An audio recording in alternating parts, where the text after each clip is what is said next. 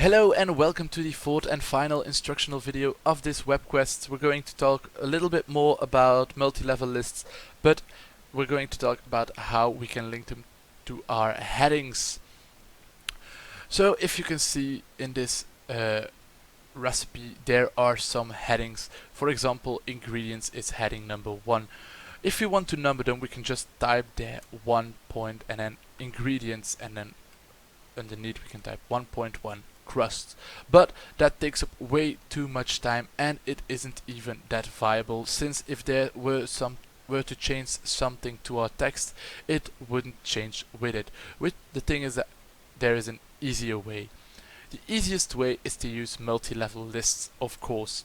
So what we're going to do is we're going to go to our ribbon, to the tab home, to the group paragraph, and there we can see our 3 icons, and we can click the multi-level list icon. Note that my word is put in Dutch since there is a small bug with it.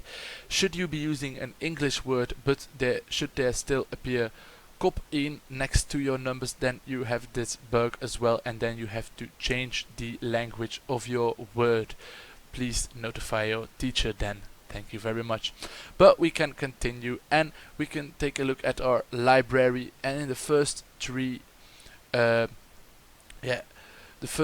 examples there are no headings present, but in the others there are, which means that they can actually be linked with each other. So how are we going to do that? Very simple. We are just going to select it, and all of a sudden you can see in our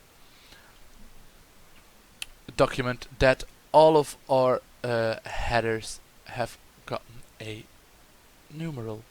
For example, this one's wrong. We can just press the heading number 2 and it automatically adjusts itself, which is great. Should you have been typing those things, you would have had to adjust them by hand, and this is it. So just remember to always use multi-level lists and not just go and type these things. That might make it way easier for you. So this was all. I hope you enjoyed them, and I wish you all the best of luck with your exercises and the most likely upcoming tests. And I hope we see each other again.